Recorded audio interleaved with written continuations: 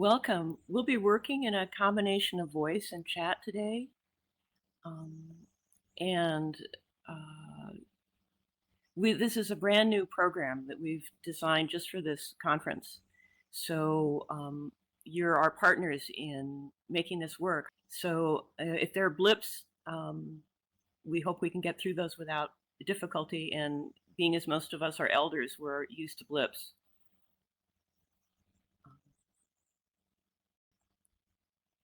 So what we'll be doing is we'll speak in chat, but also you'll see the green lines emanating only from my avatar. This is Hephaistos speaking. Hermes and I are actually sitting next to each other in real world. And so that we're going to speak through my voice to avoid any kind of interference from the two of our computers sitting side by side, because we like to sit side by side a lot.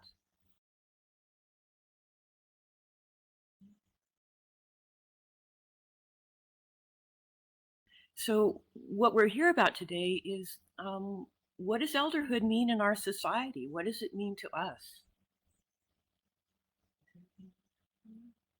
Well, we're going to explore the idea of elderhood from perhaps a different perspective than what most people think of. We're going to take a mythological kind of orientation to it and explore that a little bit.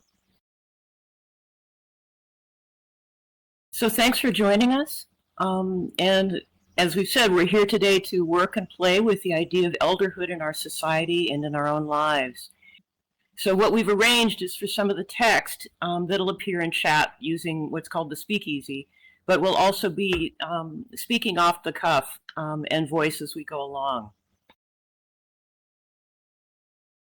In real life, we facilitated and coached leaders in their personal development for 30 years.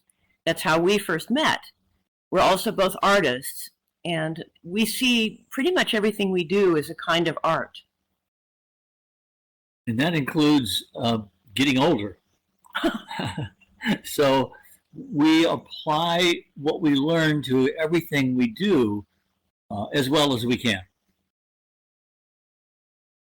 So Hermes' academic background is in communication, which he taught for 20 years, and mine, Hef, is in art history and mythology. We both think of ourselves as Jungians, and we are spending a significant amount of our own elderhood in understanding what that means.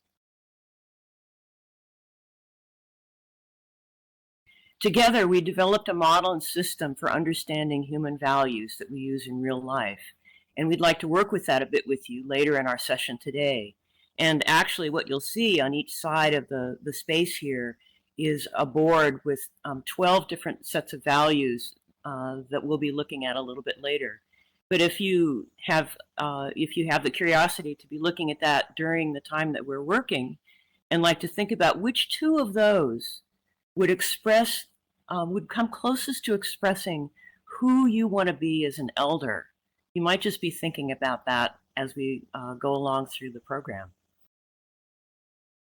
So we'd like to sort of begin with an idea, a question, and introduce the idea of elderhood and ask you to start thinking about what that means to you in our society. What does elderhood mean? So we have different images of elderhood, and we've inherited images of elderhood. Yeah, the word is great. We do like the word. So Janaya, when you mean a state of being, how do you think of elderhood? How does anyone think of elderhood? Definitely a stage of life. And in a lot of people's models, it's one of the three major stages of life. Rich and experienced, Shiloh says, a wise stage of life. We certainly hope so. And we're thinking that each of us has a lot of wisdom to communicate to people that are in the world with us. And Janaya is going on in a stage of life in which all that you have learned in the past can be applied to current situations and relationships. We definitely agree. And John is saying a time to get back to society. Absolutely. I really like those comments. When you put them all together, I think that it sounds to me like a really good definition of what we would call wisdom. Definitely a time to share your wisdom with others. And that takes a certain amount of courage. Yes, the elders are the storytellers. And one of the things we know about story is that definitely we spoke about this a little earlier in Lucena's introductory session to this conference about story eliciting empathy. And Janaya, was that a comment that you had made? It was someone made it earlier today. A time for quietness as well. And yes, storytelling is how we take down walls and create empathy. Stories are foundation. And the thing that we believe too is that we can change our stories.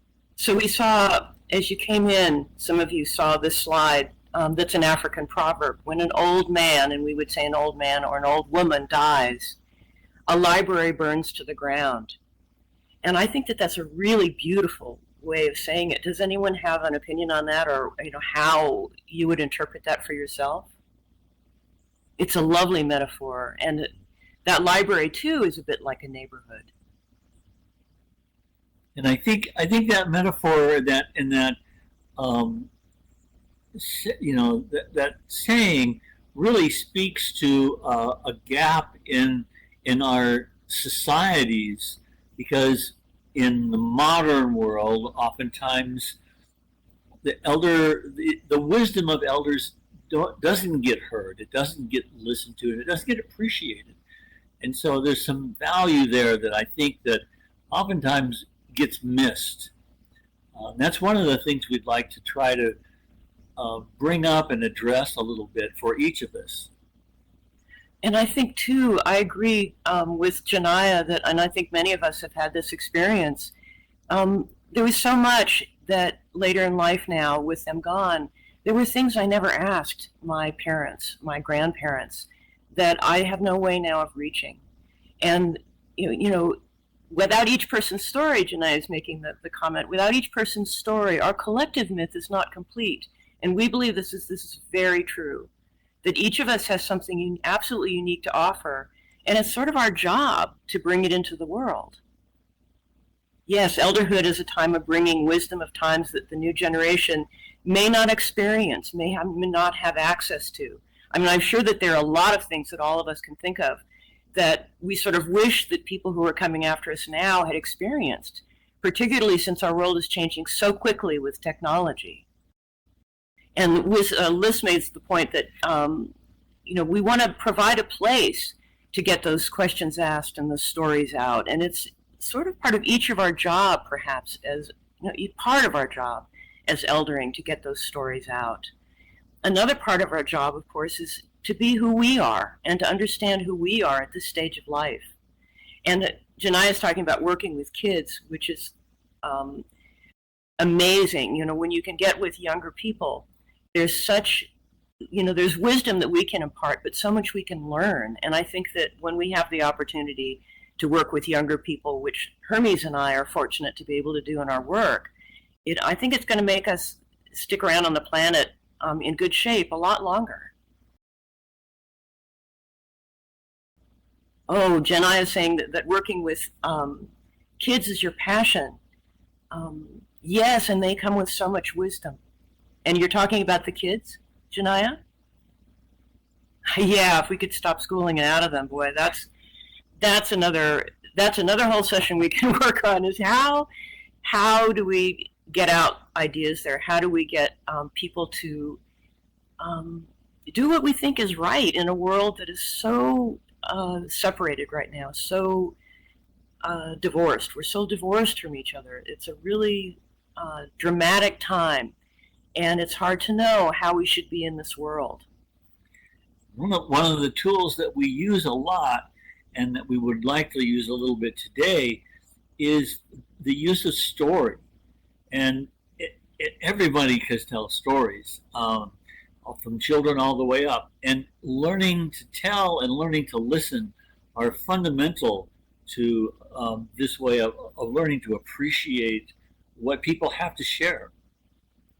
And yes, the parents are so important as partners in this kind of learning. I mean, the multi-generational possibilities are wonderful.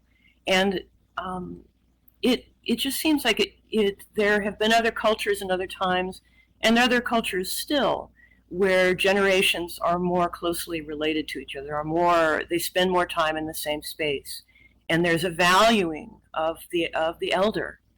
And one of the things we wonder is that still present in our culture?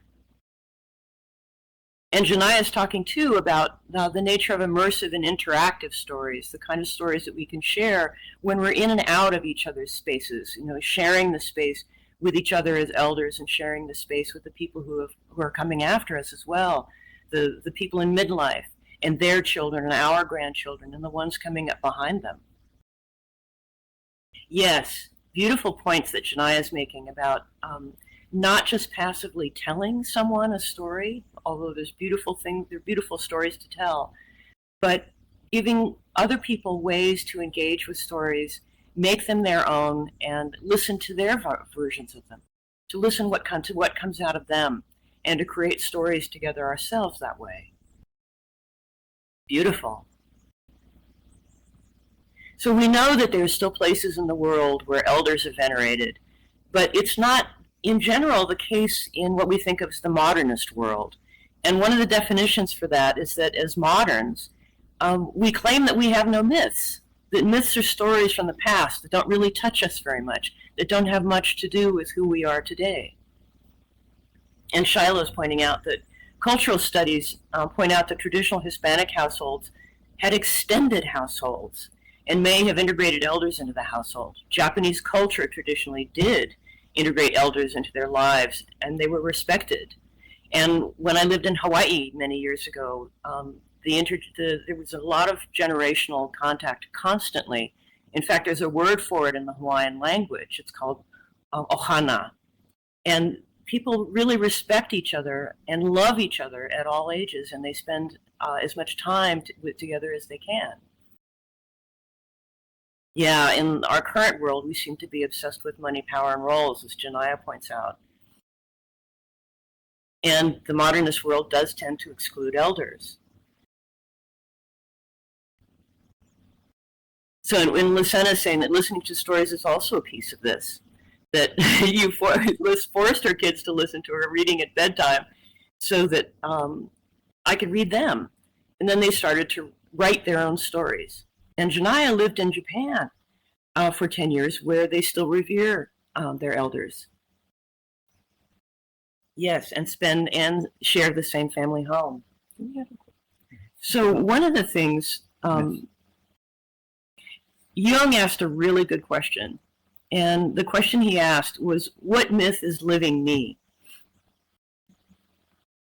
And when people say myth, you probably notice that they often mean an untruth. It's like a relic of a more naive age. But as Jung understood psychologically, stories in our individual psyches, or stories in the psyches of the culture, live us.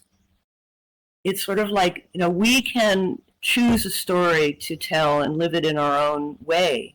But in general, most of us are being, if you like, lived by the stories that are out there in the culture, that we're separated from each other. There are basic patterns that we can tap into. The idea of an elder man, elder woman, and we have our own variations on that. But that idea, that concept of how we behave and how we share our wisdom is really powerful. And it's something that in the West, we've lost maybe contact with somewhat. And so we really think that it's possible to get a hold of that again and to revive it, revitalize it. But we have to kind of recognize that we do have these mythic stories, and some of them are living us, whether we know it or not. And John has said, too, that the connections across generations are sacred.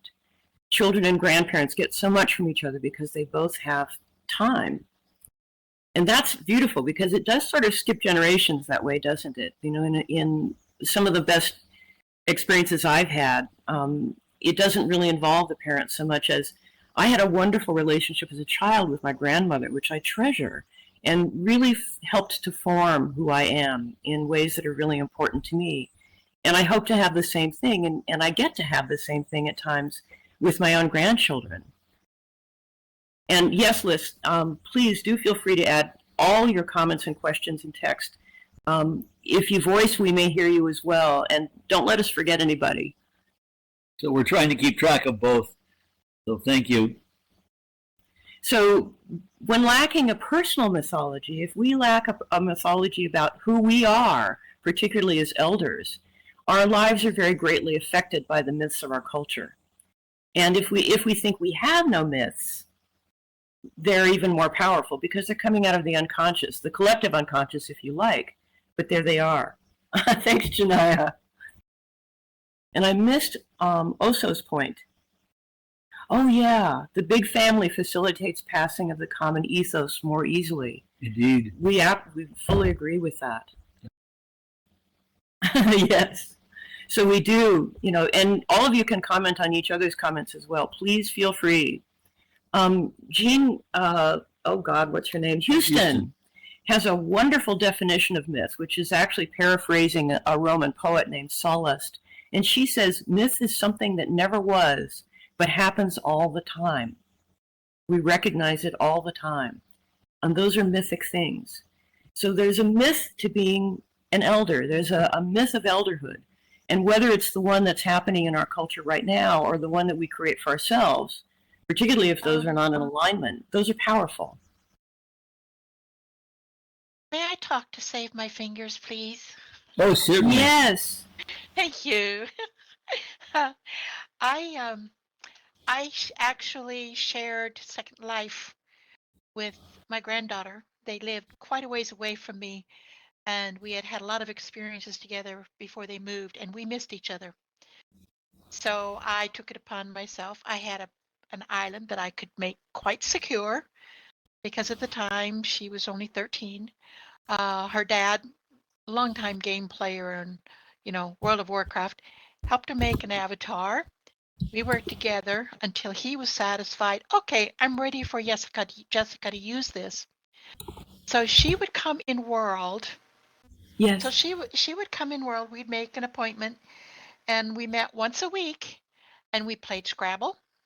We flew dragons, and I would take her somewhere, and she would start asking questions, and the questions let me relate to what my life had been before she was old enough to know about it.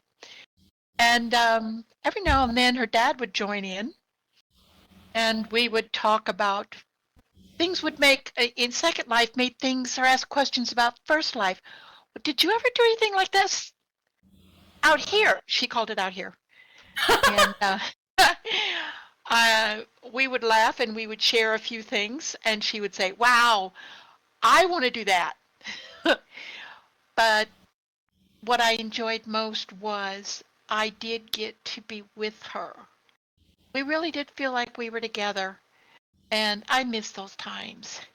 But I encourage any elder, because she was so thrilled that her Nana could do this. And the first time we met, after she'd gone back to school and we met the following week, she said, they don't believe me. And I said, well, have a couple of your friends come over if it's okay with their mothers. Have a couple friends come over. I'd be happy to talk with them. They could just talk over your shoulder. And I told her how she could share the connection. She did. I want you to know, she told me later on that all over school, she had the coolest Nana. And every time we would get together, she would tell me about her day. And she would say, what was your day like? I said, can I tell you what my day was like when I was 18? And I told her about a big family gathering. So it gave me a bridge, and I encourage anyone to attempt it. it was wonderful. Oh, that's lovely. Thank you for Thank you. sharing that. It's really easy to do. It's really easy to do. And actually, it started with her when she was just 2. My son called me and told me, babysit your granddaughter for me. I said, I'm not sure I can catch a plane. He says, no, just please. So we turned our cameras on, and he put Jessica in her high chair, faced her towards the TV screen. He said, look, Nana. We talked. Well, one day, it hadn't been that long later, but one day, her daddy got all over her. She'd done something wrong, and she was crying. She grabbed his finger, and she said, Nana box, Nana box, Nana box. And he thought she wanted a banana, because she called them nanners. So he said, well, no, honey, they're out here in the kitchen. They're not in a box. She pointed at the computer. She says, no, my Nana box. So at a young age, I was her Nana box. That's fantastic. He put her in the wheelchair. He got a hold of me. We connected. And he said, your granddaughter wants to talk to you. And in her 2-year-old babble, she told me what a bad daddy he had been. And he put her in timeout. And every now and then, she would tell her daddy she needed to talk to Nana Box outside of our regular time. We would talk. That's so fantastic. So later on, when I introduced this to her, to come in Second Life, fly my dragons, play Scrabble with me, do some of the other games, and go to the different places to see different countries I'd been to when I was working. And it was. And she always remembered it. She mentioned it a lot. It was just such a great thing to do, and I encourage anybody to. She remembered then, didn't I do something with you? Those memories last so long. Yeah, it did. And I said, yes. Do you remember what you called me? That's fantastic. We had a really interesting question from Blimsalik. And which age describes elderhood in humans? And it relates so much to what you've been talking about, Kristen, about, relating across generations. So what age do people think, do people different places and different circumstances think elderhood begins? Who is an elder? Who gets to say? And it kind of speaks to the idea of what do we think of being an elder in our own situation, on our own family, or our own social situation, and who do we let be the wise person, the person who can tell the stories, and cross those generational boundaries. And I love Kristen's examples. That was a terrific story of that. And Janaya is saying too that a lot of us spend time avoiding the label, and there are a lot of reasons for doing that. We want to talk about in a moment. We actually want to talk about what do you think the expectations are of aging and elderhood in our society right now? And I think that Lonnie Joy made a comment in the Basque tradition. 65 is considered a baby elder, which is a lovely, lovely idea. I like that. Yes. And a lot of it's determined, too, by legal things like in Europe, for example, the retirement age, which is and here we're sitting in the United States, where the retirement age is 65. It's described as 65, which we hope is a baby elder. It's only going to it will only be babies if we're going to have a significantly longer life. And that's one of the reasons I think all of us are here this week, is to find out from each other some of the ways that we are making a good quality later in life. And so we do have a question. The question is, what myths about age and elderhood did we inherit from our culture, or maybe from our elders themselves? What myths are out there in our culture, or any culture that you'd like to make reference to, that gives us the expectations for what we're supposed to be when we're in the elder stage of life? So that's a question to everyone, please. Shiloh is saying that COVID changed the way society and employers view the elder population. Do you or anyone else want to say a little bit more about that? And agreeing with Janaya, too, that we need to reclaim the term elder and empower it. So John is saying, in our society where productivity and earning power is paramount to aging is a state to be feared. That's definitely the case. And it's I think there are people now trying to find creative ways to get people who have retired, so to say, from a second or even a third, first, second, or even a third career, to be able to come back into the workforce as a benefit to everyone, because we're full of experience. But that may be kind of an uphill row for some of us. And Janaya has read that COVID is now a disease of elders. And we've always known statistically that elders are more susceptible and that young people don't die as much from it. And we're thought in our society to become useless as we age. So part of what we're dealing with in the West, especially, is staying relevant, being able to because we measure people's worth in terms of monetary ability and that kind of thing. But in fact, we need to shift the narrative towards this idea of wisdom and sharing experience rather than measuring ourselves with income or responsibility or power or something like that. And by the way, be sure to come to Lady Kirsten's program on Friday, as she says, to find out how very useful we are across the country. And I know that you're I know a little bit about what she's going to be talking about, and I think you're going to be finding it very valuable. But as Janaya points out, experience is not as valued as it should be.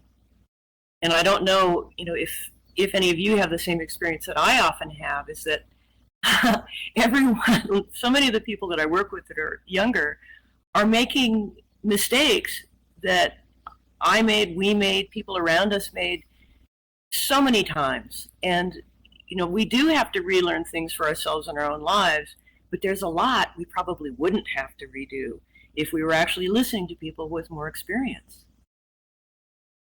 We're treated as expendable and often annoying.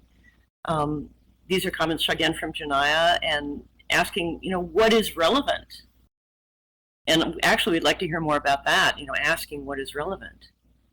And even doctors don't want to help if people are over 70. That's from Musa, which many of you, I'm sure, have had some pretty negative experiences with that regard. That people who are younger professionals, for example, don't want to believe that we have that we know something about ourselves. May I add something? Certainly. Yes. This is Shiloh for anyone. Okay.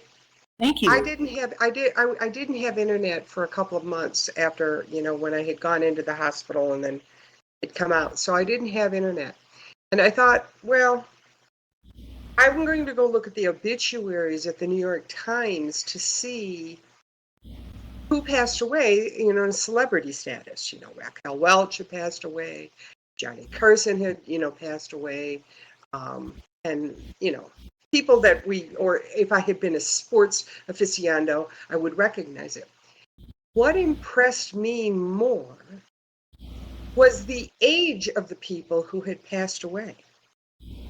Quite a few were centenarians. A majority were octogenarians and people in their 90s. And so what used to be elder, I think that if you looked back at in the 1940s and 1920s, they thought 45 to 50 was elder and older. Okay. And yes, now we look at elder as 80 and 90. And, and if you go back, like I said, I was just taking it from now until, the part in January where I hadn't been online and able to see what was going on in the world. But the age has shifted now. And I think that, when they're talking about, retirement and all that, more people are not retiring, or when they do retire from their quote unquote current profession, many people are now moving into secondary professions to remain relevant, connected. To me, relevance maybe is not just technology, but it's also connected to the flow of society. And you're tapped into what's going on in the world instead of just sitting there and becoming a couch potato and not interactive with life. And Yes. so yeah, Lady had the perfect thing is that no matter what the age was, she was still going to stay relevant, quote unquote, because she connected. She bridged, a distance divide by using technology. And if we're wiser maybe about using the technology because we're using it as a bridge. We're not using it to quote unquote define our lives and who we are. Unfortunately, that's what we see. Younger people are using social media to define who they are. We don't do that so much. We are using it for ways to somehow still stay connected socially. And that's why I think that we like virtual worlds, for instance. Oh, I think that's a That's fantastic, fantastic point, Shai. And it blends in with something of a comment that Marley has made, is that one issue is that it's hard to separate the age number from the actual life we live. Some of us, like me, says Marley, who have a high number, are very useful in our energy, outlook, ability, creativity, etc. And those of us who know Marley know that that's absolutely true. And that some of us are defining that for ourselves. There's also there's more attention now with regard to policy makers in some places about aging in place was one of the things that people still refer to. But I think they're beginning to think about it a little more creatively, that we're hearing about programs in Europe that are aimed towards policy for bringing elders back into the workforce on a voluntary basis that get paid, but they could choose their own hours, which is one of the things that's a little more flexible for all of us in the age of Zoom, and when people became more accustomed to working on the computer, as we mentioned earlier, that you don't have to have the same physical stamina even. That has a lot of implications as well for people who are disabled and are able to participate through that kind of technology, perhaps to an increasing degree compared to what we've been able to get from people who have various conditions that we weren't able to include in the wisdom of our society. And these are, we're tools that we're gaining will really give us a lot of benefit if we know how to use them, if we start to really take control over them and to use them. So what people, I think, are describing is that we're watching in real time some parts of our society redefine this idea of elder and mythically, because we're including technology as a way of staying relevant, of staying connected to society instead of being disconnected and just put out to pasture in a sense. And Liz mentioned that she has a 102-year-old aunt, 102, who can't leave her wheelchair but still runs the business of the apartment building she owns and lives in. That's quite a job. To me, to Liz, the quality of her life is not very high, compared to how Liz would judge her own quality, but she seems to thrive in it. So that's one of the things, too, that we know about values, for example, is that anything that we find in our society, each of us defines in our own way. So disability, for example, or quality of life are very individual ideas. And one of the things that we really encourage people to do is to share our ideas about this and to sort of mirror each other so that we can understand what we think, and we can also understand what others think and learn from the similarities and the differences. So Janaya is making reference to new software programs, AI. I think that we're going to see a lot of horrors from AI, but we're also going to see a lot of blessings. And it's going to be up to all of us to sort of wade through that and to help others through the lens of our own experience to make a good life of it. So Lady Kirsten has said that Henry Kissinger celebrated 100 years of age recently and is still consulted by global leaders. And you can go look at that up on an interview in 60 Minutes. Yes, it was just recently. I think it was 2 Sundays, or 1 Sunday ago. And what was really interesting was they tried to pin him down to politics.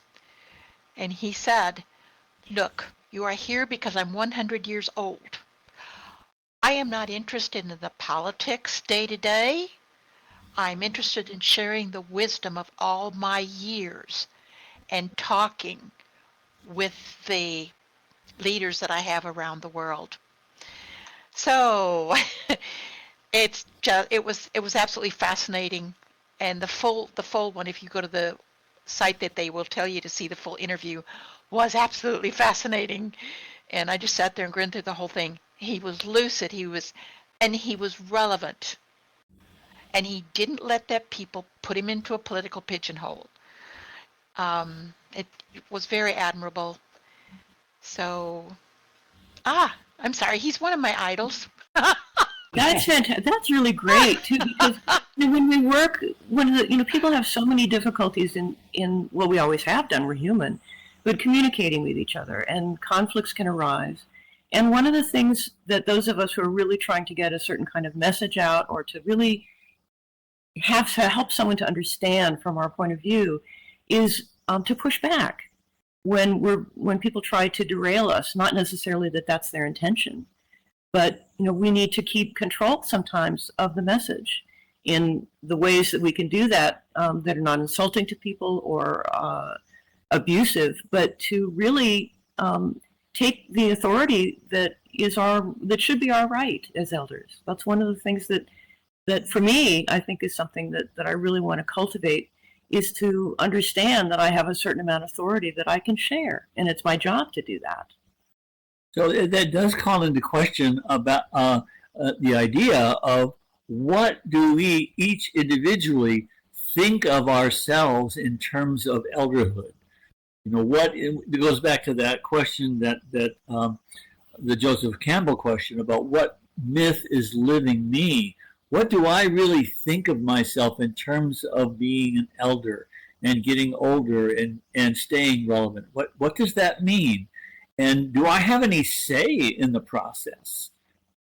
And I think the slide that Hef just put up speaks to that. So I'll read from the text that we have. Those of us who have lived to a certain age, whatever that might be, have some choices. And we like to call it eldering, and hopefully you'll enjoy that term too. You might have others that you'd like to use, but it's kind of an active verb and in a perpetual present tense, in sort of the way that Marley has reminded us, that she got an idea from her own mother, that you could live to an old age without losing a sense of self that makes you powerful in the world. And that doesn't mean that any of us expects to live forever physically, but we each have something to offer, and we can make our own myths and let them guide us to our elderhood. And that's this idea of the word that Joseph Campbell offered to us from the Greek. It's not ancient Greek, but it was coined from ancient Greek words, mythopoiesis, which just means myth making. And it's a creative act that each of us can do in our own lives to create the myth that we're living, which means that we can also offer stories to other people so that they'll understand what they can get from us and how we would like them to see us. It's not all in our control, of course, but we can influence a great deal of how relevant we are in other people's minds and feelings by creating that story, by mythopoeticizing ourselves, by taking control of our own story. I'm wondering, this is Marley, why in some cultures older people are seen as, quote, living treasures and are very revered, and there's a lot of deference to their experience, their feelings, and so on. And I'm wondering culturally whether it's like more of a big problem in the younger countries that haven't experienced old age as countries, and what the connection is. That's we love that, Marley. It's a beautiful idea, isn't it? And it often, if I understand, I'm sorry. No, go ahead. If I understand it right from, the things I've heard about it, those treasures, the treasures in a culture, I think of Japan, for example, of craftspeople or artists who are the most revered. And we have something that probably the thing that gets maybe closest to that in the US, for example, is the poet laureate of the country. When we do revere people, they're not necessarily elders, but we recognize something special in people that we look up to because they give us that as a gift. They've made something of their lives that is such a beautiful example that we want to treasure them as an example of how good life can be. But Marley's point, I think, is a really interesting one because culturally, those cultures that value the elderly, the wise, in terms of wisdom, have a different cultural set of values in operation. So, and it's not that they don't make things and make money and have organizational lives and professional lives and all of that. They do. But they also have a set of values in operation that in the Western world, oftentimes we forget about. And that is, we forget about the wisdom that people have accrued through just making it through life and getting beat up when however it is that we have made it through, gotten wounded and figured out a way of living, an understanding of the world. And that's valuable. Yes. And Shiloh's pointing out that we have two attendees today who might have something to say about how their cultures think about elders. And Dex, you're joining us from Poland and Balimsilik in Turkey. Janaya, I think you said that you spent a great deal of time in Japan as well. And yes, our culture, particularly in North America, is very young, and that probably makes a great deal of difference. But if any of you have things to say about other cultures and how elders are treasured, we'd love to hear it or see it in chat. Well, one thing to say about our culture, Hephaistos, you mentioned Jane Houston once during this, who was, I think, a very admirable thinker and speaker and whatnot. I went to one of Jane Houston's weekend, in a long lecture things she did.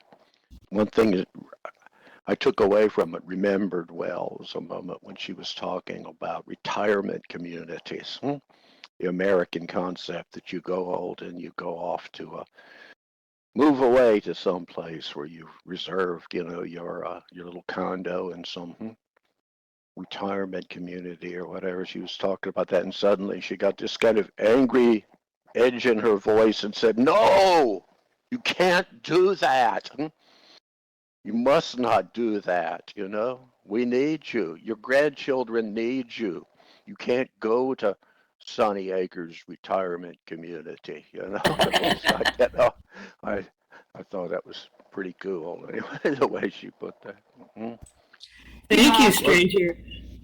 I spoke recently with a large group of people from China, Shanghai, online, and they knew that I was an elder, and they were so eager to have anything from me that I could say about my experience coupled with the stuff that I was teaching. But it was a completely different feeling from working with people on this side of the ocean,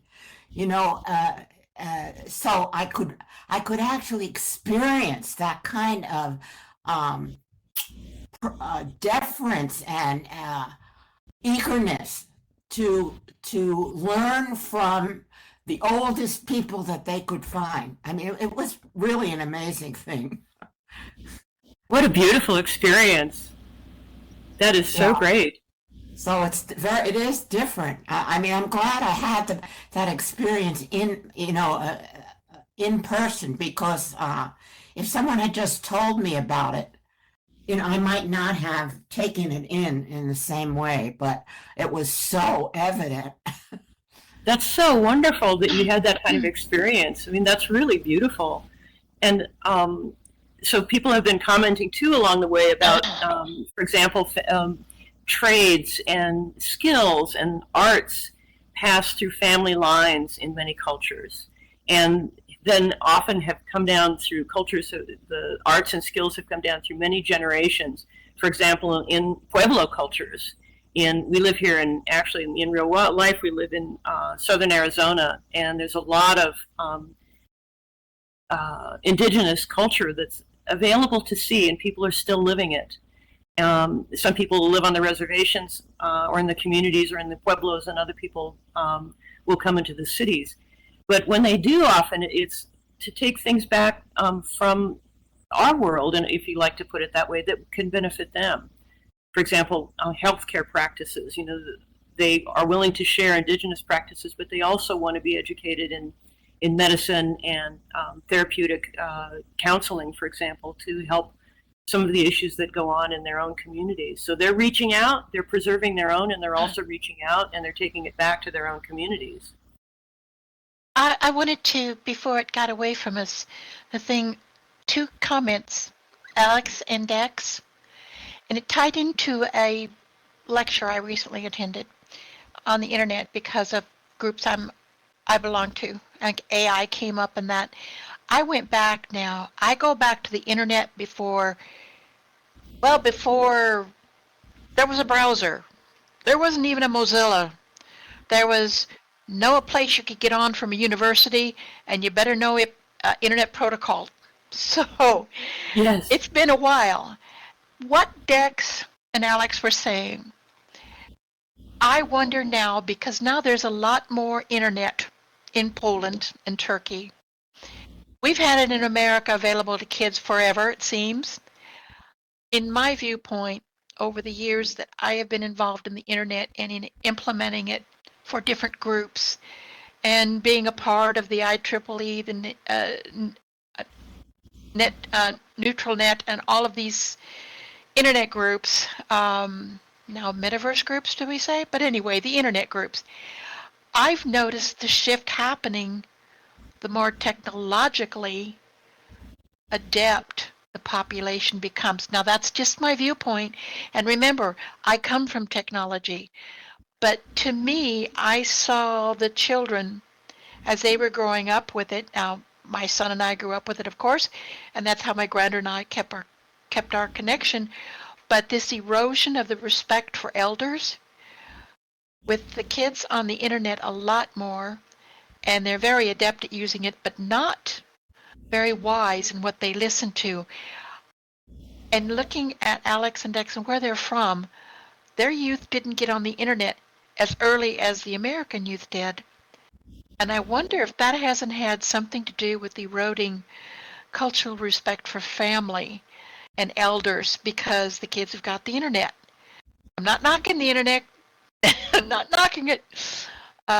Thanks to being an IPSEC engineer in SCADA, which relies on the internet and satellites, I got to live, work, and play across 17 different cultures over a period of almost 4 decades. So not knocking it, but it is an observation that has held over those decades. That's the more adept a culture was at using internet technology, the more they were losing respect for family tradition and family respect. That's just my observation. But what Dex and Alex were saying about how they used to have that and now it's falling away. And then I stopped to think, okay, now Poland, Turkey, when they got theirs, where it was really easily available. Yeah, I wonder if that might not be part of it. Yeah, Dex said that. I'm sorry. Please go ahead. Thanks. I don't think it's the internet per se causes that. I think that's a societal issue. And the issue that we need to be looking at is how the use of the internet and that access is integrated into our society and into our lives. That's Um, more clear. Thank you for stating it. You're yeah. right. So I think the internet has a consequence, but then all technology has a consequence on our society, Hmm. and it's how we decide, and that starts in the family. So how we allow our children access to technology and how much of that access we give them. But effectively, I think children learn their respect or otherwise for elders or other people in general from watching their parents and how their parents and how their home life is run. And then to a lesser extent, their friends, and another lesser extent, again, their schools. But mostly, I think this comes from what they see at home. Yeah, Those are Alex had very a good good point. points. They can say things anonymously that they can't say in person. Yeah, that's definitely a part of it too. Yes, and that's a really, really good point. Particularly in what John says too about, what can we do to, each of our practices, each of our lives, each of our sets of relationships, each of the places that we show up, what is it that we want to do to make that more fruitful? Because the internet is truly a gift. There's so many ways in which it's a gift. There are other ways in which it's a terror. We're living in a really fraught time where we have easy access to earth-shattering tools, every one of us essentially. And as elders, it seems to suggest that we may have something to say about something to contribute to the discussion about how to make that fruitful. The question is how we use the technology, because the technology is here. We're going to use it. It's going to be used no matter what.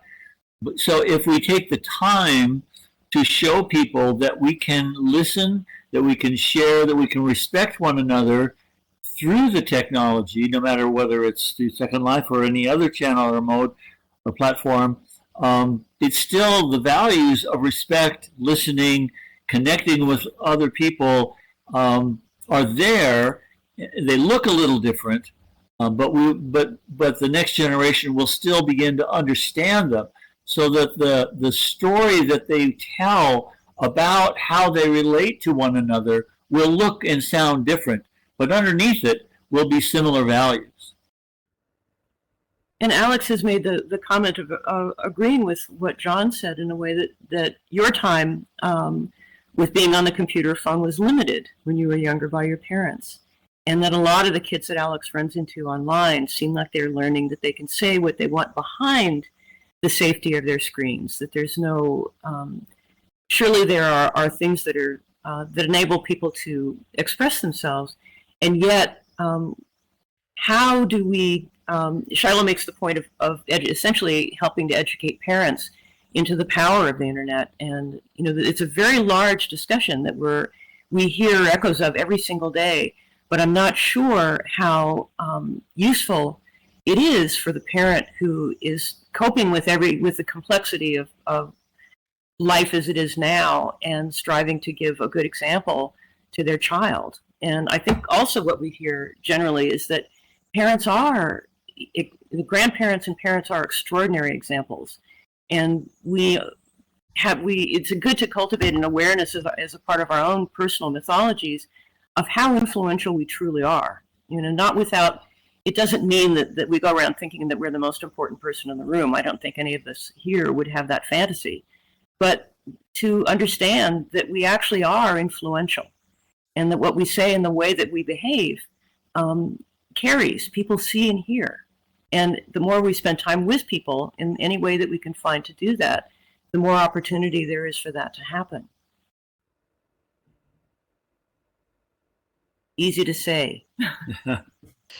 I had a friend that in the 90s when he was, of course, he was an anthropologist, and we met when he was driving a bus. Anyway, he raised his children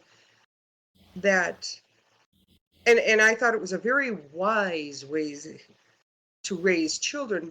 I don't know if it can be feasible today, but the internet was breaking, coming into the fore in the 90s. And he told his children that they had to earn their internet time by 2 hours of reading. So 2 hours of reading and studying, and then they got to play online for an hour.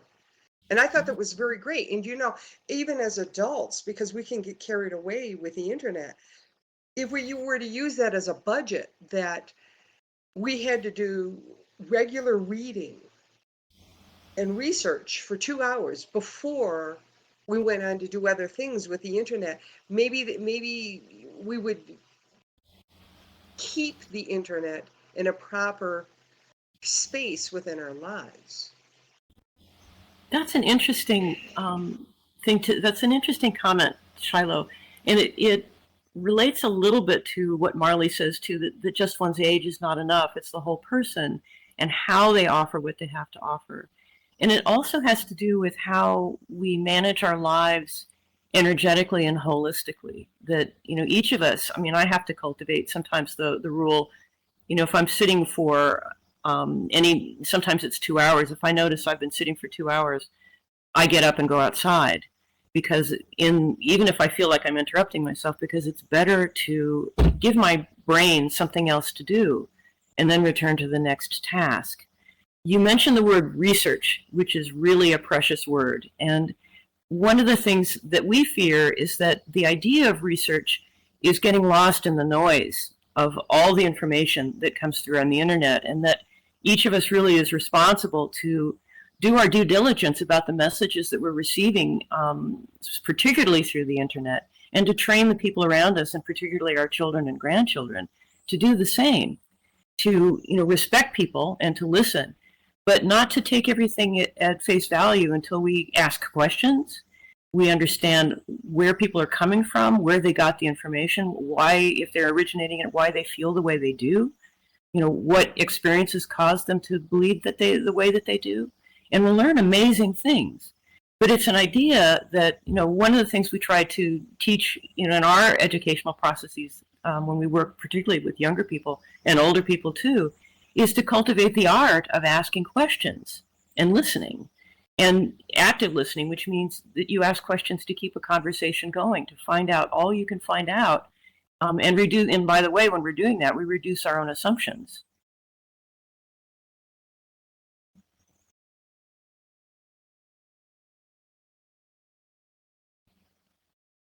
So Alex has said that even in the hour that you were allowed on the computer as a young child was for educational games.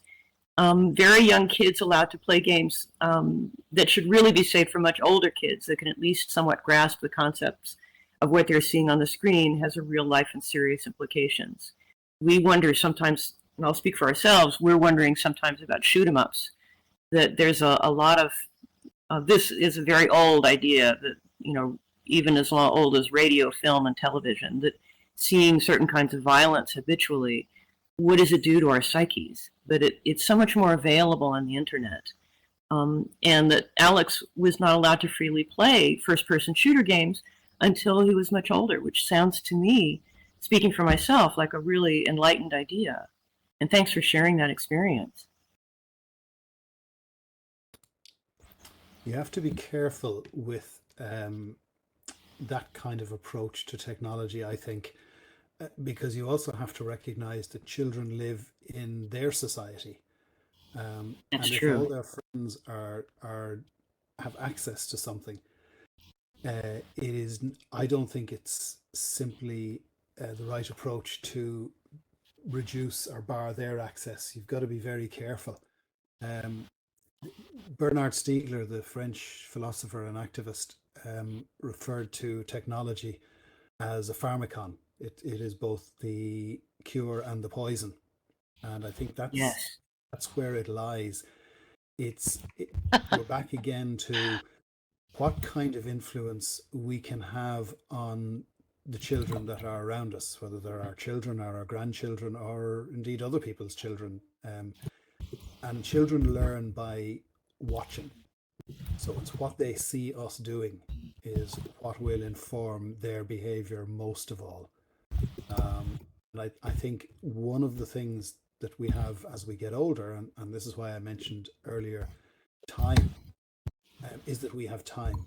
And you mentioned it earlier about presence. presence is the one gift that we can give people that is a scarce commodity in the world we live in now, where people are busy, busy, busy all the time. And just stopping and giving your attention and your presence to people around us, whether they're children or not, I think is actually one of the most important things we can do.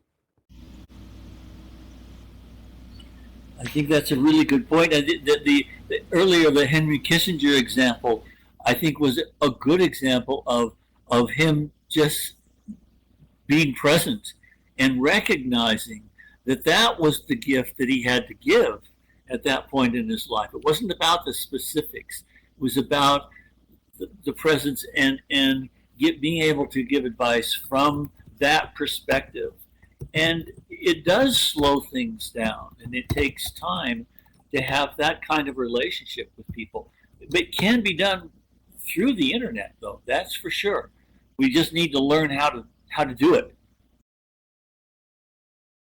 I have the privilege of to be gifted with 2 teenage grandsons when they had already reached being teenagers. They didn't come in with the awe that my granddaughter had of me. They were very astute. They're Vietnamese American. They've only been in America, though, for about 5 years. They have wide open access to technology.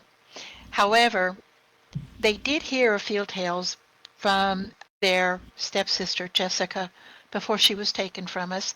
They did hear her talking about things that Dad and Nana had done with her. So one of them, the younger of the two, asked me about this. They said, "Why did it make any difference?" So I said, "Tell me what you're doing that you would like to know that." Because a lot of times we think we know where the kids are coming from, especially teenagers, and we don't. So he told me about something he'd been reading. I said, "Okay, so you've got a fact off of a Facebook page." Yes. Now he's 15, and his mother had decided he was old enough to have a Facebook page. I said, "All right, fact check it." "What do you mean?" I was like, "It says according to statistics." Think about the statistics they're talking about. What kind of an organization does it suggest? Now, this is one of the things I get from a lot of people when I get into a discussion group, is they want to give answers. And I said, no, you don't have them. It's not a fact until you follow it to the source. And that's true. It's not. So this is what I taught him to do. And we'll talk about this another time too. But I taught him to follow the source back through logic. Now, I wasn't talking down to him.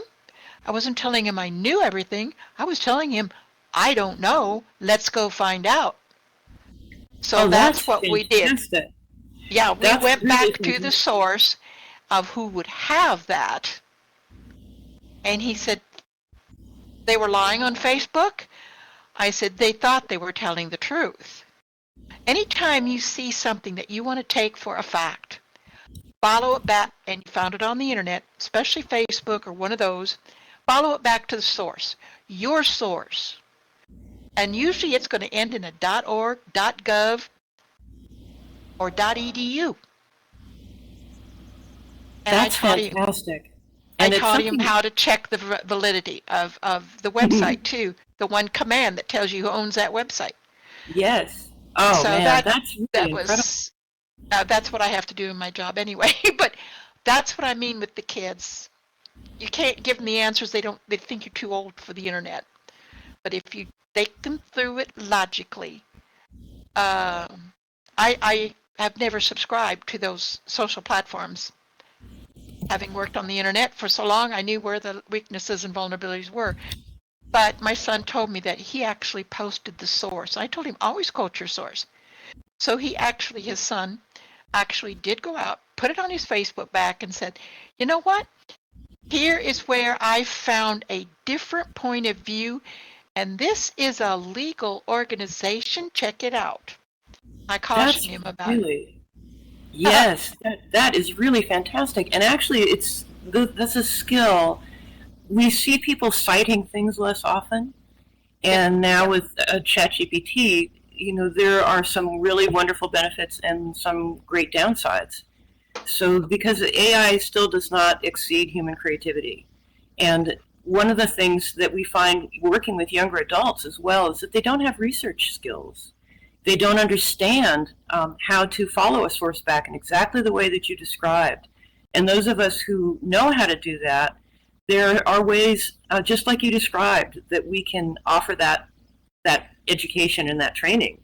Right. I think that's a terrific example of what you have personally to pass on as an elder to the next, the coming generations. And it sort of begs the question for all of us to ask ourselves, well, what do we have? Individually, what have we learned that we can pass on like that, that's functional and useful and will be helpful for them to operate in this world that's changing. It's full of technological change, and where their values are they're unsure of their values, so that they can succeed. And so, thank you. That was a terrific example. And Stranger and Shiloh made a couple of points too. Stranger says, I caution people from thinking that .gov or .edu means it's reliable. Yes. And you have to look, Shiloh's pointing out, you have to look funding sources, biases. Institutions have biases too. When we train for values, we train people to start to recognize, first of all, their own biases, the glasses that we're all wearing ourselves. And so we do the best that we can. I'm doing an extended project on women in Iran right now and the Woman Life Freedom Movement, and making a series of portraits, and then sharing information about people who have been imprisoned, people who've been killed, people who've had to go into exile. And it's very hard to get information, partly because the Iranian government periodically shuts down the internet and people are unable to get information out. But on the other hand, stories can fly around. I mean, there are enough truly horrific things that are happening there that a lot of those stories are true, but some aren't. So I have to decide when I'm putting out something publicly to help to point people's attention toward what's going on in Iran. I often don't include a story that I think is really has moved me a lot, but I'm not sure it's true, and I don't know how to verify it. So that I will only put out things that I know that I can verify. So it really matters to really not only do our research, but also make those judgments about where it's going, who it needs to affect. Sometimes when we have traumatic stories to tell, for example, there's not everyone you can share those with, because a traumatic experience can be re-traumatizing, or actually traumatizing in the first person to someone who hasn't had the experience. So there's a lot of ways of doing our due diligence about that.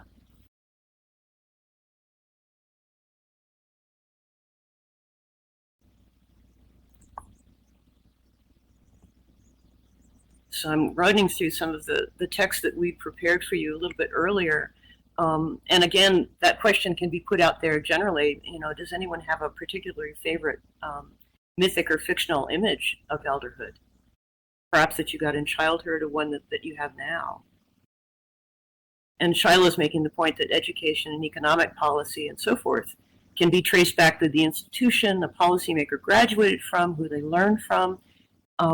And growing up, we were trained on how to view the news, journalistic style, in ways that we don't have right now.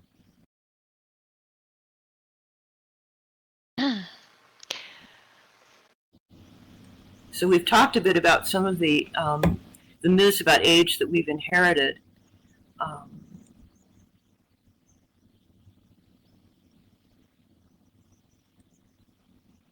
Yes, and the influence of journalism.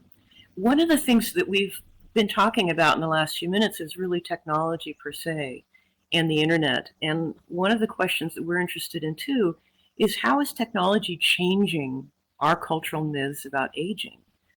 And we recently listened to a very interesting book. Some of you are familiar with Yuval Noah Harari from his book, Sapiens. But he wrote a book a little before COVID, it came out. But he's been looking at how technology will affect essentially the development of our species. And in a book that he wrote a few years ago, and I think that he might say a couple of things differently had he written it after COVID, but he claims that the biggest problems of humanity, the way that he defines them up until now, have been solved: war, famine, and plague.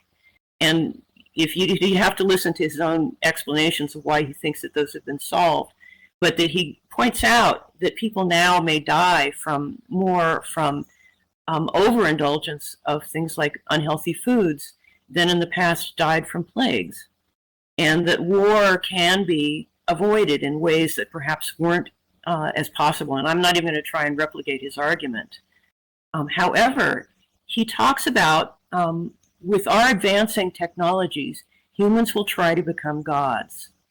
And the way that he thinks about it is that with technology, we may have the myth of ourselves that we can conquer death, remain physically young. And what he refers to that is that homo deus, the human is God. And those are really interesting ideas because technology is that's a horse that's way out of the barn. That genetic technologies of various kinds, artificial intelligence of various kinds, are already affecting our lives, and it's a reality no matter what we choose to do about it. But it may be an interesting question in particular about what do those mean to us? What do you think of this with regard to where technology may be taking us with regard to aging itself and the human idea of mortality? Especially for those perhaps in the last third or quarter of our physical lives and bodies. What does that mean to us as a new mythology?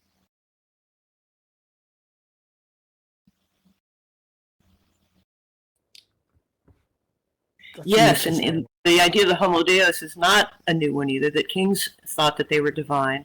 And many people looking at the recent crowning of Charles, we're seeing rituals that date back to the idea of the king as a appointee of God, essentially directly of God. I'm not sure that I agree that technology is changing human beings for the first time. I think technology has always changed what it means to be human. So the invention of print, for instance, had a huge impact on memory. Yes. We know from Catherine Hales and others that deep learning is becoming less common as we rely more and more on computer technology. So there are lots of things like that going on.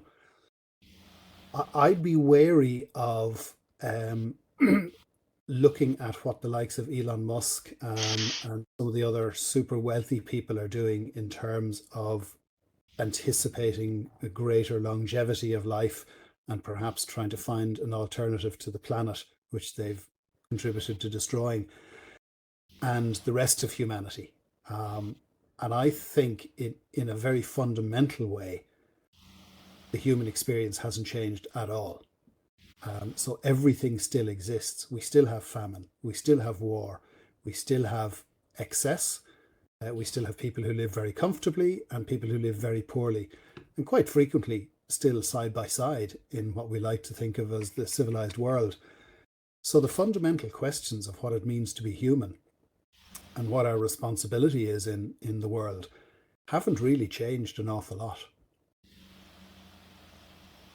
I think that actually we'd agree with you to a very large degree. And you're putting some questions and thoughts into the conversation that are very nuanced.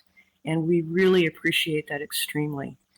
I think that there's a very relational perspective on what it means to be human, which is, I think, appropriate and really speaks to, it sort of regrounds the conversation about being an elder and what it means, because we are elders in connection with other generations, younger generations. That's by definition how it works. And so we may use technology to our benefit, or it may work against us. But that is something, that's a skill set that we can learn. That's not going to solve the problem of immediacy and presence and authenticity. Those are much deeper kinds of ideas, and I think that's what you're talking about, and I really like what you're saying. Yes.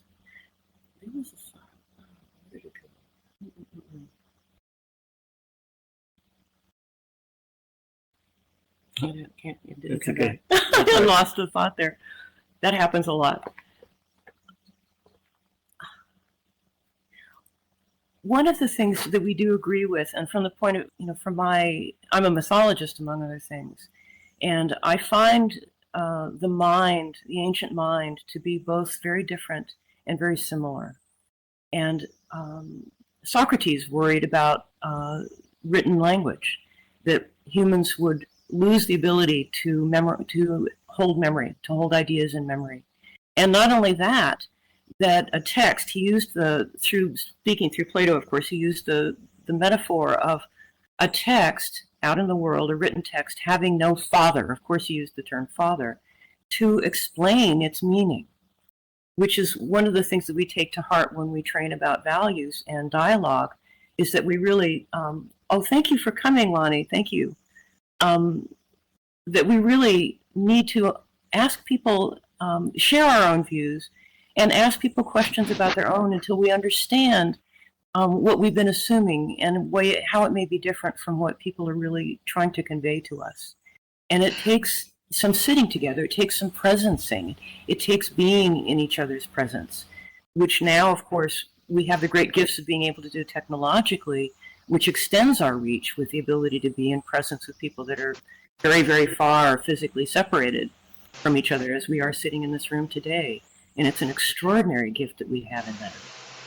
And yet we do feel that some of the things that we're seeing now in our societies, particularly in North America, I'm a native of the United States, which is a young country.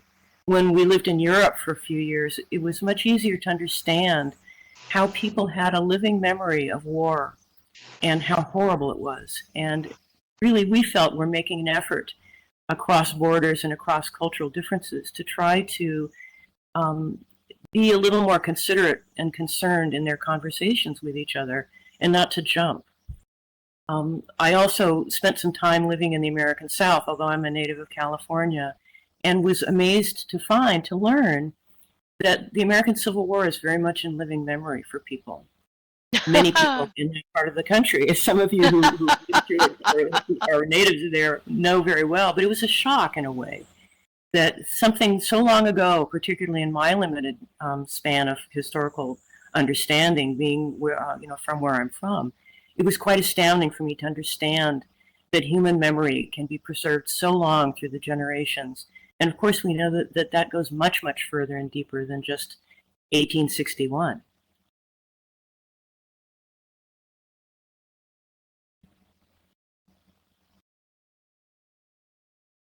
So I think that we, as a species, have retained some of our idiocies and some of our wisdoms. And we have pretty much, if I'm right, in many ways, the same brain that we had actually 100,000 years ago. I don't know how that's being defined right at this moment. But we have things that we share in common with the people who made those incredibly beautiful drawings in Chauvet Cave 37,000 years ago. It's consummate artistry. These weren't people, they weren't scribbling on a wall. They were making works of art that were incredibly sensitive and beautiful, and that they corrected. They might correct a line, erase a line, and redraw it in a more subtle and suave way. So we have these beautiful things and these ugly things that we've always had as human beings. I think that's one of the things that helps us as we think about being elders and elderhood and eldering, is what is it that we really want to leave? It might be physical things, but for the most part, I think it will be other kinds of things, a sense of purpose. Why did we do the things that we did? And what did we learn from those things? And those are issues that can be, and answers of responses that can be passed down. And the principal means by which that happens, we know, is narrative, is stories, whether it's in jokes or anecdotes or full-on novels. It's still a narrative, and that's how really we pass on knowledge and wisdom from one generation to another. And Liz brings up that David is going to be talking about the brain on Friday, so that's going to be a very, with regard to the question I just raised of, how similar is our brain and how different is it? And what are we experiencing? One of the things I wonder about is experiencing how our brains are being altered by the technology that we have now. And we're entering the age of hybridity, whether we like it or not. So there are things that are similar and things that are different. Shiloh says that it reminds her of the concern Hawaiians had about documenting the hula being a living dance, and if it is or was videotaped, they didn't want viewers to assume there was one correct version of the hula. Narrative might mean that it's adaptive. And actually, I lived in Hawaii. Absolutely. Yeah, it is. That was a question to you. Yeah. Yeah, that narrative isn't a script. It changes all of the time. But what makes mythic narrative important is that inside or underneath, or whatever metaphor we use, is this sort of kernel of wisdom or truth that will get passed on. The details in almost every telling of every story change and adapt to the situation. And that just makes it more interesting. That's perfectly okay. And Dex makes the point that remembering the past is key to many people and cultures. The hard things are hard to remember, but they are important.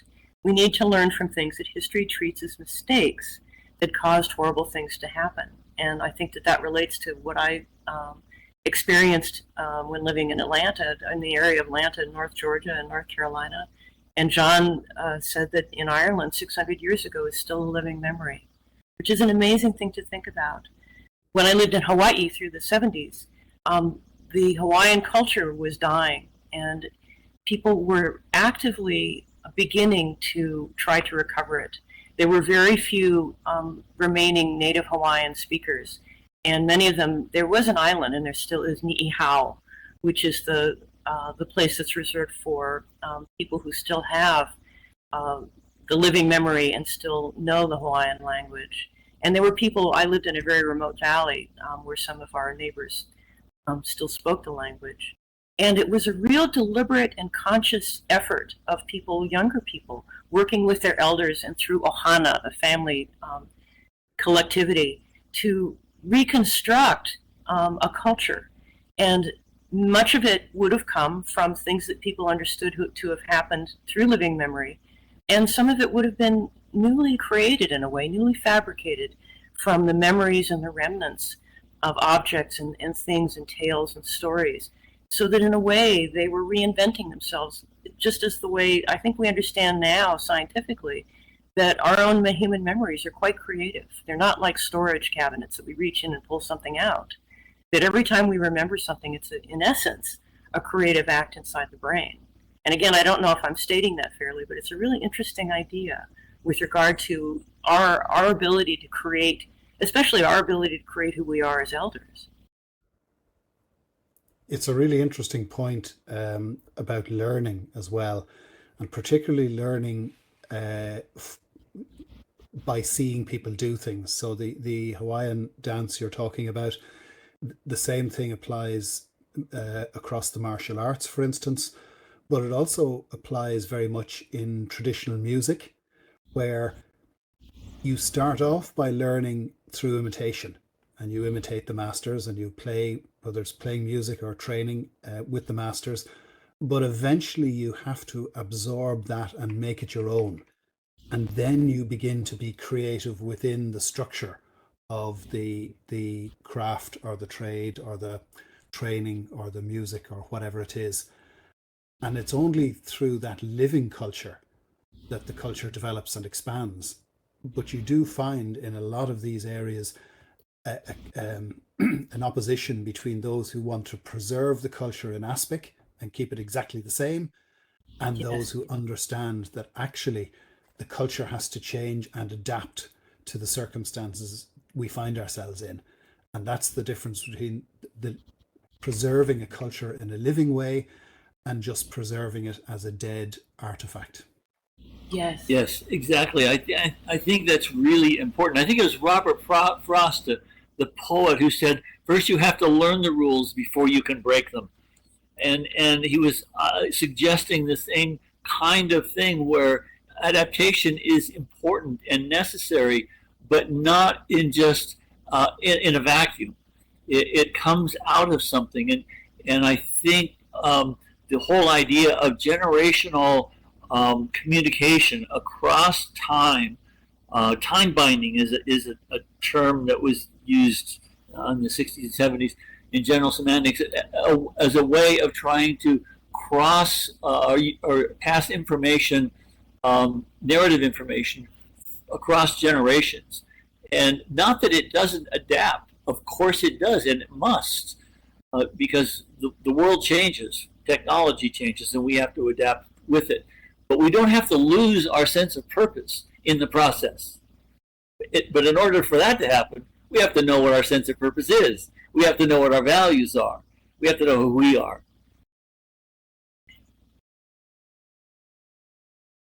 So Joseph Campbell studied changing myths in different cultures and came to, as we mentioned, came to recognize that myths change. They don't remain static. And if you think about it, we're surrounded by myths that we're continually, Zeno brought up the wonderful term remembering, which kind of means there's remembering in the sense that living memory contains things that we ought to know about.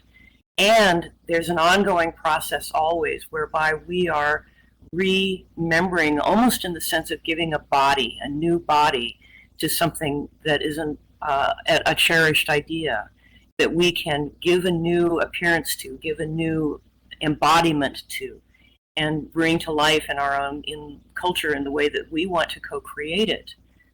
So I think that Campbell was onto something very interesting about recreating myths and creating new myths that are guiding stories, just like living memories are,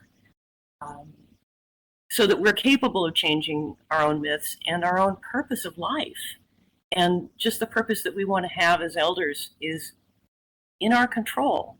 We're not in complete control about everything that we do in the world, but we can be in control of the story that we believe of ourselves and the story that we give to other people that will help them also to understand who we are and what value we can bring.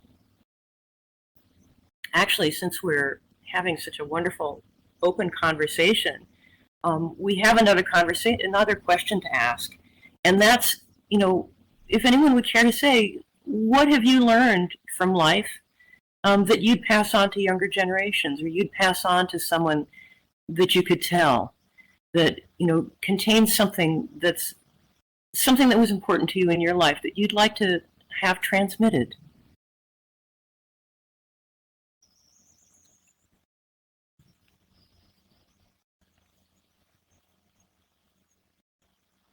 So Shiloh's saying interpersonal relations, emotional intelligence as a factor in your life. And you might want to say more about that, Shiloh, because we'd like to hear more about that.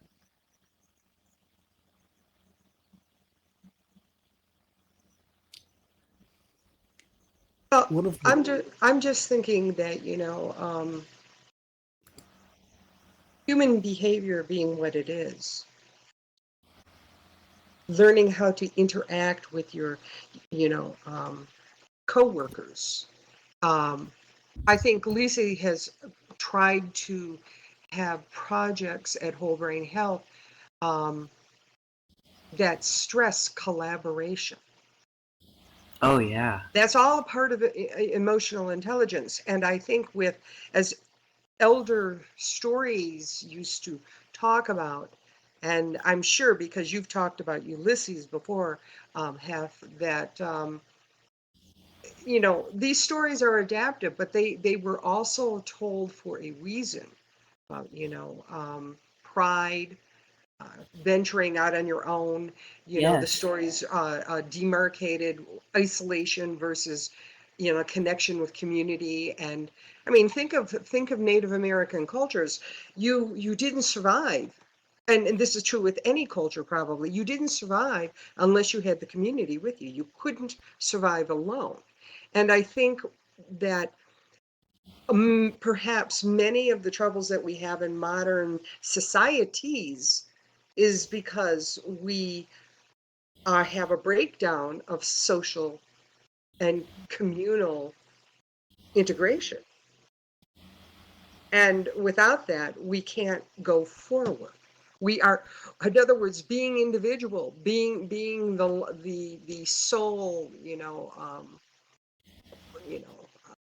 progenitor of ideas and technology and everything, is doing us a great disservice, because we need to have that social connection. And if generations are raised on being isolated and they don't have emotional intelligence and interpersonal skills, and I think that's what a lot of those stories that were passed on would tend to emphasize. We talk about food making. Well, we didn't just make it alone. We made it in a community, okay? Or clothing designs and things like that. We become too fragmented. And I think we just need to resituate the importance of why community and social interaction is so valuable. And that's what I tend to perceive elders and, relationship with elders reinforcing this. That's just one perspective. But it's a great one. And Luciana points out that other people matter was the mantra of Chris Peterson, who's one of the founders of positive psychology. And we absolutely believe that that's true. Also, I think the Surgeon General, Kirsten was aware of this as well, that the Surgeon General just made an announcement, I think last week, that loneliness is an issue of mental health, a significant issue of mental health, that we need to be able to create community for ourselves. And one of the things that we try to do with the work that we do when we train people about values is to convene just exactly the same kind of thing that we're doing right here, which is to set aside space and time to be present with each other in dialogue. And none of us is trying to control it. We don't have a hard objective or a learning agenda in a way here. And by the way, Zeno teaches a method, who transmits a method that he talks about triadic communics, which is basically another way of saying deep dialogue. And if you ever have an opportunity to attend one of Zeno's workshops, you might be very interested to do that, because she has a lovely method for being with each other in deep dialogue. And there are many, many ways to do it. And I think that's one of the things that we're doing here today, is creating a community in real time through speaking and listening. So what have you learned from life that you'd like to pass on to others, to future generations? The benefits of, what do you want to share? What is it that has come to you that's yours to give? Do you know what's interesting is I actually don't know what it is that I've learned, but it's through conversations like this, but maybe even more importantly, it comes up when I'm teaching, for instance. And what happens is, if you can be present and pay attention, you begin to see what needs to be addressed. So in a way, it's not about what it is that you want to pass on. It's about being aware, so that when a situation arises, you can respond to it. So a lot of it might be waiting around. A lot of it just might be being quiet. It's not exactly reactive, but it's not exactly proactive either. I haven't really formed that thought very clearly, but it's just something I felt was worth sharing. Oh, thank you. It is. I think that's a really great point. And there are moments, I think, when we can ask a simple question like, well, what do you think is important to another person? And let them respond however they will, so that it's an open question without any kind of judgment. And then whatever emerges does. And we find that in fact, the dialogue becomes reciprocal, and we share back and forth, and it gets deeper as time goes along. And so perhaps one of the things that we need to learn for all of us is to take time to ask a few questions and kind of learn how to foster that dialogue. And I think silence and patience is a great part of it.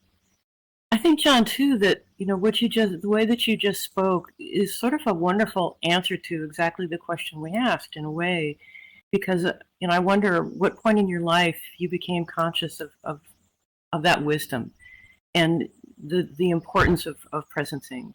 And as an artist, I think we speak about this a lot, that art's a process whereby we're actually kind of in relationship with the medium. If we start off to make something maybe with an idea, but there's an engagement that goes on. That can even happen with objects. But certainly it does with people, where things arise in the space that weren't there on either side when we started, maybe with someone that we were speaking with. It comes up in that space and time, and through exactly the means that you described. I would like to share forward. There is no one right way. There is only a way found to move forward together with respect and love. That's worked for me not just in family. Took me a long time to learn it, though. That's lovely. It is lovely. Well, we have about 20 minutes left. And one of the things that we wanted to try with you, if you're interested in doing this, and this dialogue is so wonderful as it is, but you'll see that we have boards on either side of the hall. And there are, oh boy, we are always learning, which is wonderful. And I think when we teach especially, it's such an incredible opportunity to learn. Teaching almost isn't an adequate word for it. But if you'll notice on the side of the room, and they're both identical, we have a board with 12 kind of value clusters.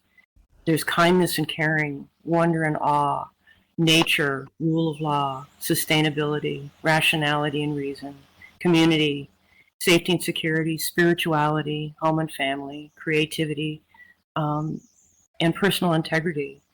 And we wanted to suggest something, if you'd be willing to do this, that would be for everyone to think about two of those together in combination, that say something that you could express to us, you could share with us about what you intend as an elder, what you want, what you feel that you bring to the world, what's most important to you in eldering.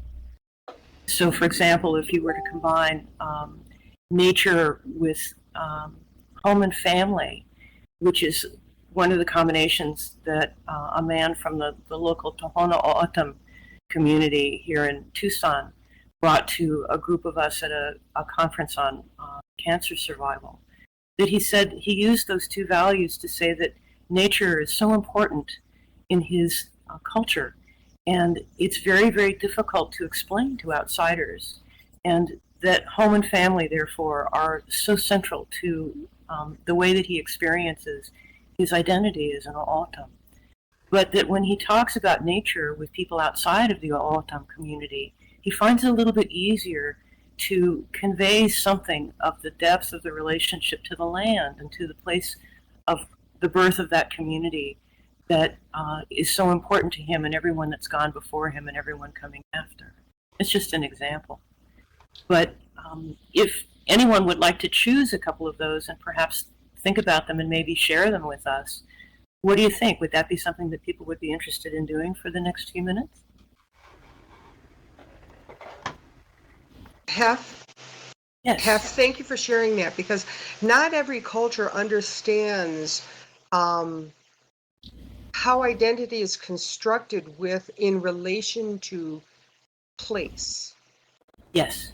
And the late Keith Basso wrote about that, and but I think that's a very relevant thing to think about, because what does place mean in the perspective of myth making and storytelling and identity? And when it comes to elders, when they're talking about place, and Dex did bring that up, and we have that statement, those who do not know history are doomed to repeat it, right?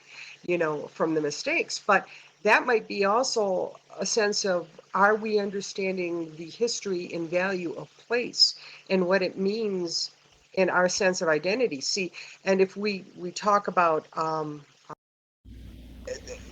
would have added even things like art in there, because art and identity, and how one culture might dominate and try to erase the identity of another people by erasing their art, erasing their stories. That's why dominant empire building has always tried to suppress storytelling. So as elders, it's very, very, very important that place and identity is still communicated. Yeah, it's important. Yeah, very much. And you're speaking, from a very educated perspective with regard to how people in cultures relate specifically to place. And some do extremely deeply, so that you truly can't separate the culture from the place that people arise from. And if I can, Charlotte, I'll just point out what you just did was a great example of combining two of those values, but you used your own, and it was place and identity, and you put them together and explained them really wonderfully. And thank you, that was great. Thanks, Janaya, and thanks, Dex.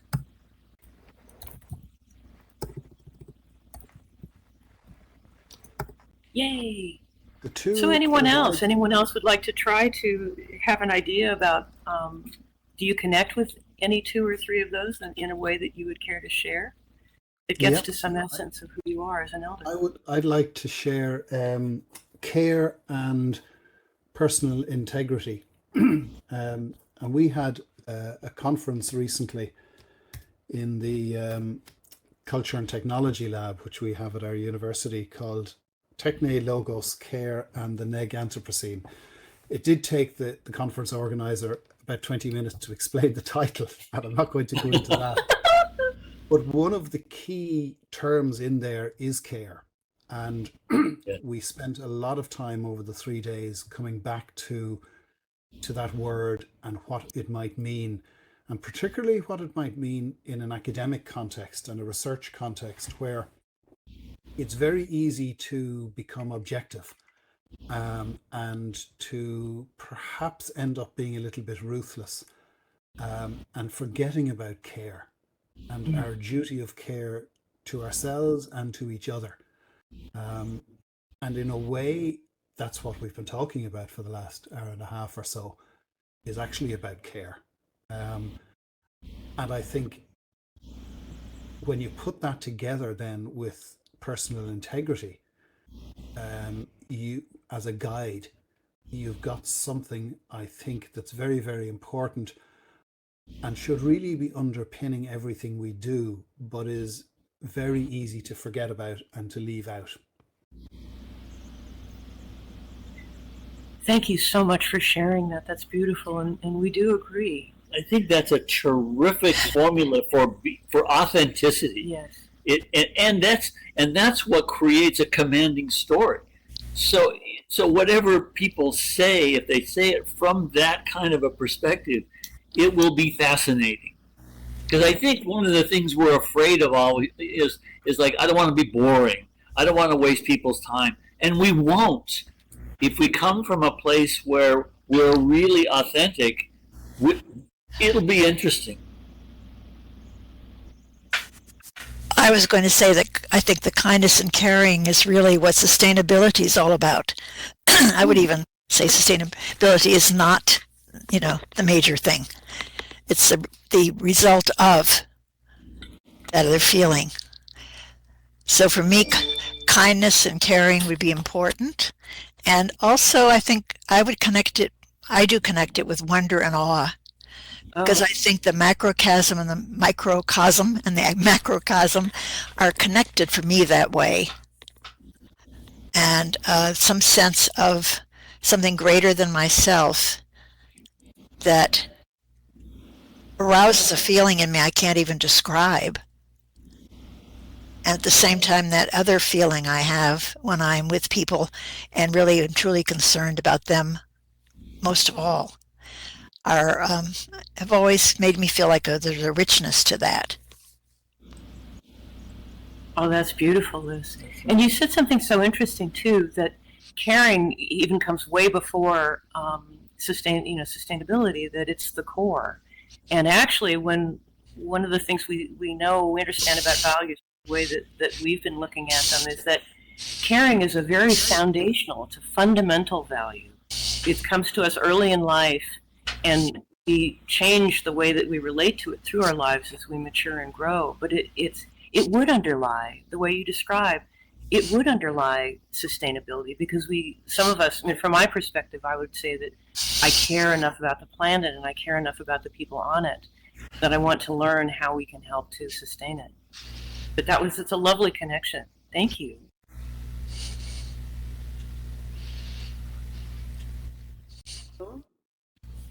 Would like to mention wonder and awe with rationality and reason. Yes, thank you. No? Go ahead, Janelle, go ahead. They're such opposites, and yet one must be balanced by the other. Oh, thank you, Janelle. Oh, very much. Yes, thank you very, very much. I was afraid to speak up first. I agree. I do this sharing with the teenagers, my grandchildren, my new ones, before with my son as he was growing up, the rationality and the reason, because the world has become such an irrational place if we let it, and yet you can at least bring it back into focus. All the other things are wonderful. They are, and I love it, the humanity behind them all. But it's very challenging, and I feel like the younger people, if I was going to pass something on, the younger people are going to be more and more challenged to judge, assess, evaluate, whatever, the rationality and the reason behind everything that's being thrust upon them that is so confusing for them. They see what their parents brought them up to be. They see this other confusion. They're looking for something along the way. And it's really,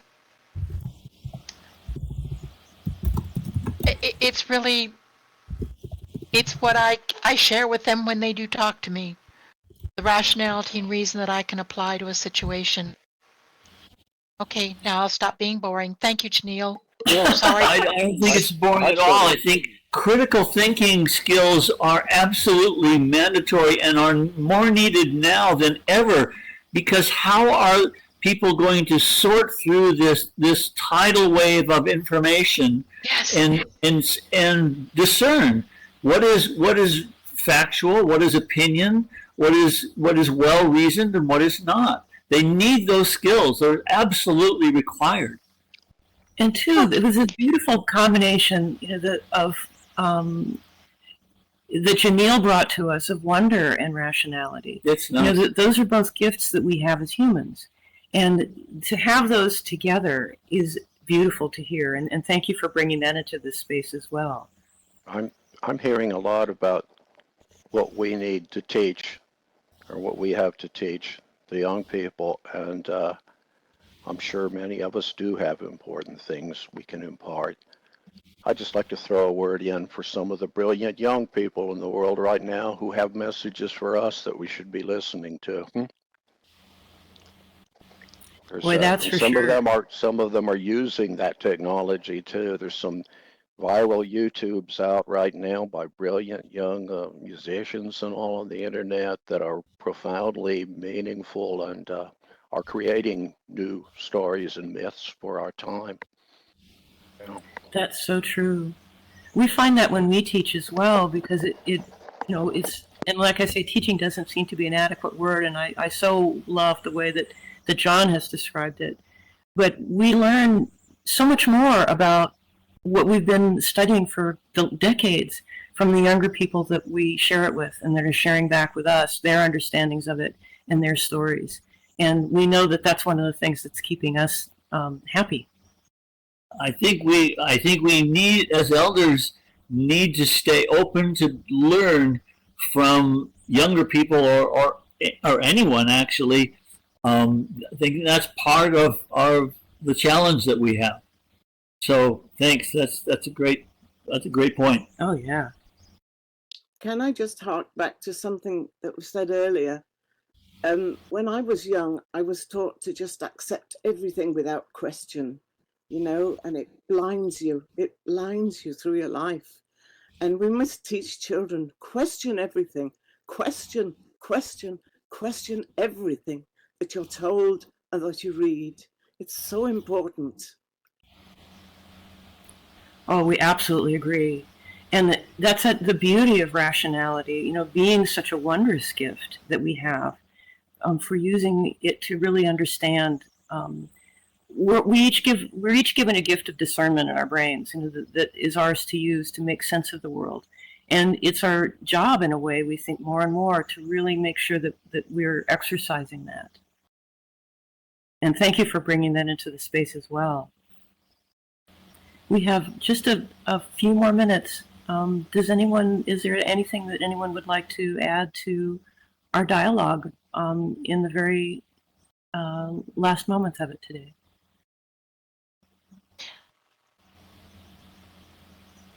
I don't know how relevant it is to others, but I'm sure a number of us know who Geoffrey Hinton is. Maybe not. He's considered the godfather of AI. He resigned from Google so that he could speak freely about it. He's a very rational man, and he speaks with rationality. He joins a lot of other voices, but the significance is he is the godfather. He's acknowledged to be the godfather of AI. And here's the nice thing. He's 75. He's 75 years old. Kirsten, I have to tell you a story about Geoffrey Hinton. Please. Oh, gosh, you know him. No, I know his grandmother. Oh, wow.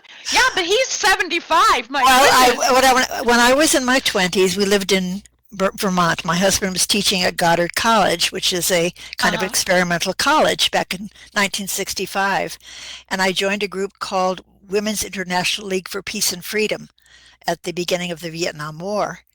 And one day, a woman came in who was about 75. She had broken her leg skiing. And that was Carmelita Hinton.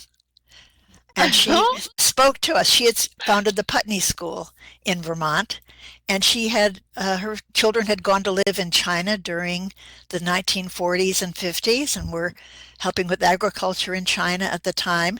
And she was the kind of person, when I looked at her, she had, white hair with a braid around, old-fashioned braid in her hair, I thought, I want to be like that when I grow up. Oh, wow. And she was my heroine from that time on. So when Geoffrey Hinton's name came up, I looked him up, and sure enough, there she was, Carmelita. Wow. That's fantastic. It's terrific. Yeah, it is. Well, she raised a son or daughter that raised him right. Yes. Well, the whole family is amazing. If you look at the family, you'll see they are quite a family. I just thought it took a lot of personal integrity for him to step down from his baby. Mm-hmm. Say, this baby can kill. Yeah, but I'm not surprised, given her. I'm not anymore either. It made sense. perfect sense. Very rational. Talking Yes. about parental influence, right? I think so. It would seem And so for elder sure. And some of these ideas have been around for so long, that we're experiencing now in our own ways. And John mentioned the term techne, and then it took a while to explain what the purpose of the conference was and what that word really meant, which essentially is the way of knowing things in the world through making. That's one of the ways of defining it mythically. And for example, the myths of Hephaistos, the maker god of the Greeks, and techne is an older word even than that, than the Homeric times. It's older than that. But envisioned artificial intelligence, envisioned biotechnology, envisioned robotics, and they were described. And so many ideas that are actually coming into a different form in our lifetimes have been ideas that have been in the human frame for a very long time. Part of our techne, if you like, our instrumentality, our ways of being in the world. But part of that, too, is storytelling, and we've shared some marvelous ones today. Thank you so much for coming, and it would be fun to keep on a dialogue like this, and maybe we'll do something like that, but just we're so pleased that you've been here, and thank you for making this 2 hours what it was. And thank you so much. This was just terrific. Great way to start the conference with all these things today. Well, thanks Lots for of the thoughts. invitation. And Yes. yeah, and so I do hope that we can carry these on. As I said this morning, it'd be nice to make some of these things ongoing in some form to keep us evolving. That's the challenge. Thank you. Thank you very much indeed. Thanks, everyone.